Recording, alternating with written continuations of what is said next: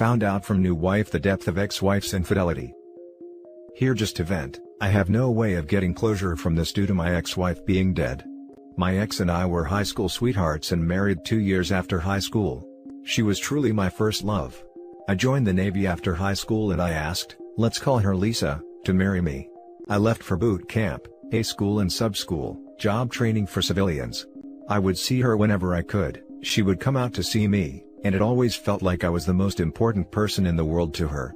She had a way of making me feel like I was loved and desired, and I would return the favor in every way I could. For some context, my ex-wife was what the internet would call a BBW, which is my kind of woman. If I knew then what I know now, I wouldn't have married her. Although I loved every inch of her body, she didn't. I'm not making excuses for her bad behavior, I've just had a few years to reflect on what went wrong. She had very low self-esteem, and what I would later find out, any interest from any another man would help boost that. Some of you know just how that works. Her personality was what really grabbed me. She had a smile that would light up a room and a laugh that I found intoxicating. Without dragging this out, I was head over heels for this woman. Being in the Navy, I was very aware that the life of Navy wife was hard. You take a woman away from her family and friends, drop them in a town with no one, then you leave for months on end. I attributed the problems we had and the distance that grew between us to that. I decided early on in my enlistment that I would need to get out after just one tour. In my mind, my enlistment was killing my marriage, even though I exceeded expectations under my command. In which my XO and CO pleaded with me to re-enlist. She just had a hold on me and I wanted to make her as happy as she made me. I had a thought in the back of my mind that she may have been unfaithful to me while she was back home and I on the other side of the country. But me being young, dumb and in love, didn't see the clear signs that she was cheating on me. So, I get out of the Navy and come home. I feel so confident that all those thoughts I had and behaviors that were so unlike her would go away, and we would be us again. I couldn't have been farther from the truth. She was so cold to me, leaving the room when her phone would ring, getting off work at 4 p.m. but not getting home till 10 p.m. on a nightly basis. I called during these times and no answer. Weekends with the girls where I knew all the girls but was never invited, even though some of their significant others were supposed to be there. Our intimate life went from anytime anywhere, to nothing. At first, I attributed this to her body image issues, which she gaslighted me into believing was the cause. I allowed this to continue for 3 months. When I called her on her BS, she got angry at me for thinking like that, and told me I had been acting very difficult to her friends and to the life she had built for herself while I was gone. She twisted the whole thing around on me like I was crazy, but in my core, I just knew it had to be something else. I followed my gut this time and left her. We divorced and I moved on with my life. Not willing to allow myself to fall in love like that again, where I couldn't tell up from down, I went on an actual binder. I would smash 2 or 3 women a week, before Tinder and social media. Just meeting women and giving them the D, the old-fashioned way. I had time to make up for because I had been faithful to Lisa our entire relationship. Fast forward 4 years, Lisa died in a car crash and during the funeral and repast, I ran into an old classmate of ours, we'll call her Alice. Lisa had remarried and had a kid, so our relationship was as over as can be. Alice had a crush on me back in high school, and I noticed them yams back then. Neither one of us acted on this attraction due to my relationship with Lisa. A month goes by, and I inbox Alice. I couldn't get her out of my mind so I took my shot. Once I finally got her on the phone, things were weird. I could tell she was into me but I could tell she was holding back. Come to find out Alice was the roommate to Lisa's godsister during our marriage. After a few conversations and a couple of dates, she opened up to me. She only learned that me and Lisa were married through her obituary. She told me that she had no idea we got married because every time she would see Lisa, she was with a different guy. She even told me that she had walked in on Lisa and a few of these guys having intercourse. She didn't think anything of it because they were some of the only friends in their circle that had their own place.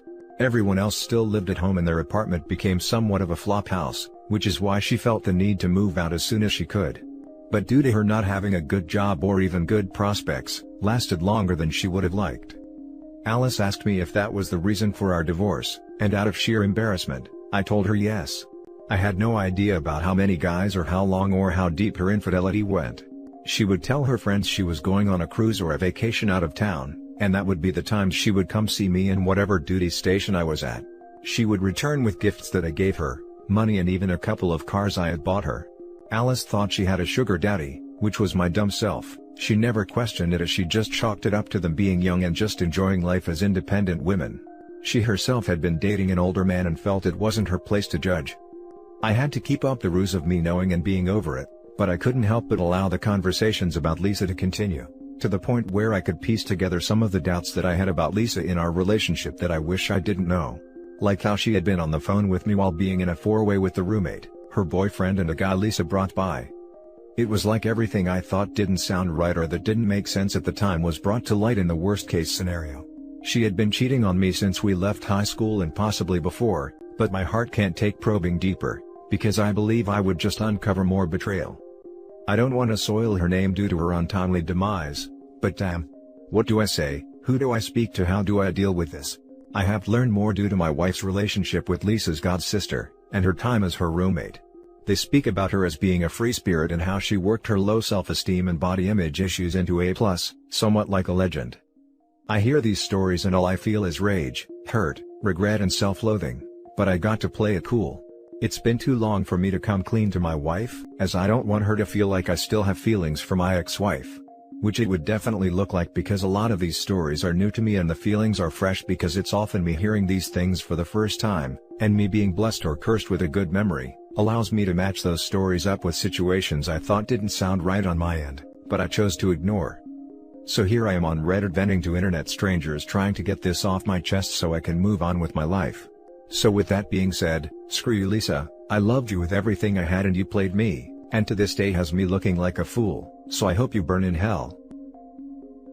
Now for the top comments. I hope you can come clean with your wife. It doesn't sound like it's helping you, holding it from her, and I doubt she'd think any less of you for believing the best of a woman you loved. Maybe it could help your healing. Absolutely. These aren't fond memories you have. They are deep emotional trauma. You should let them know that their view of her is 180, and she caused you serious deep trauma. She's not a good person at all. She was as selfish as they come and probably did it to her second husband as well. Screw you Lisa, I loved you with everything I had and you played me, and to this day has me looking like a fool, so I hope you burn in hell. Let that anger out, man, it's beyond needed.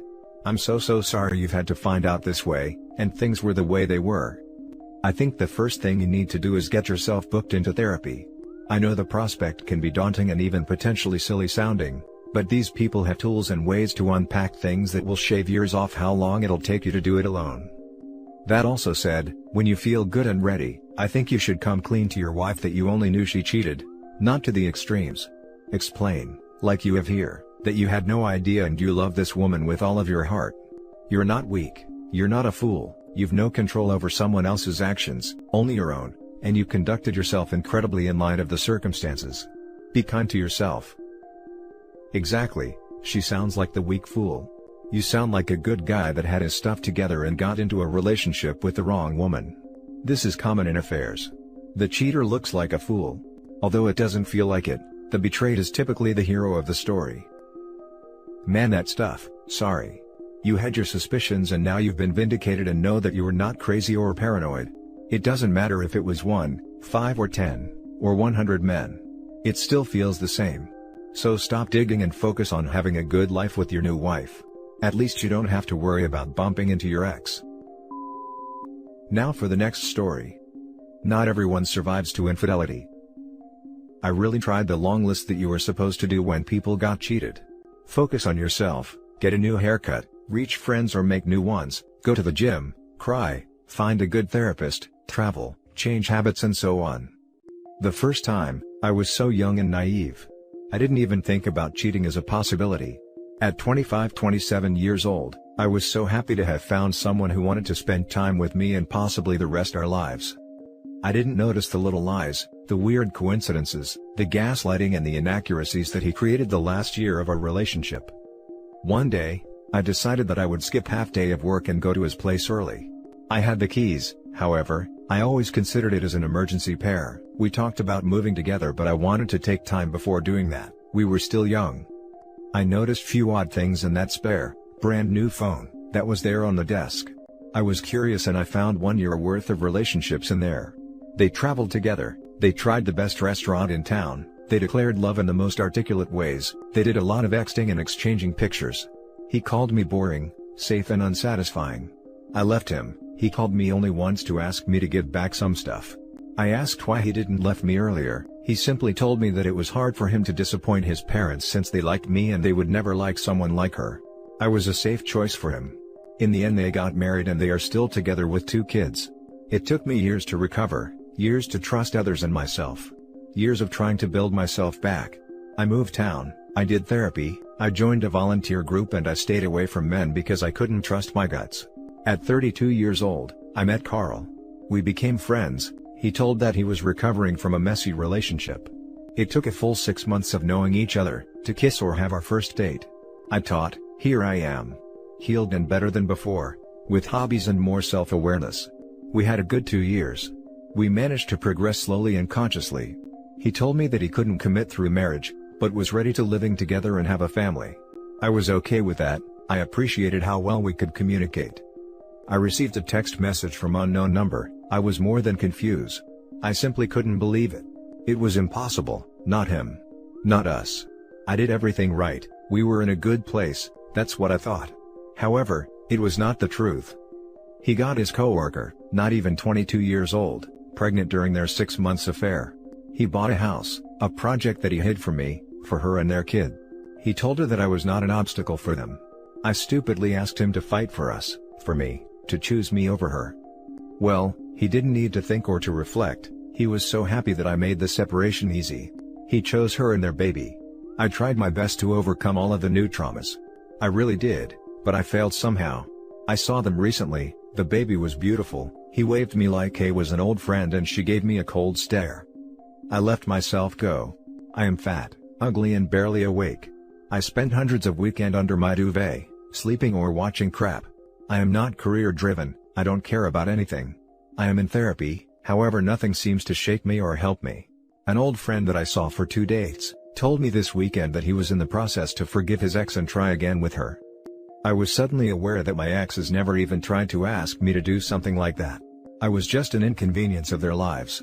A temporary girlfriend, a placeholder that can keep them busy until a younger, accomplished and beautiful woman will take my place effortless. Not everyone survives to infidelity. Now for the top advice. Your life has nothing to do with them. Let me tell you a story. I have an uncle. When he was 22, he walked on his girlfriend with his best friend. He was weak and could not take it. He went into depression.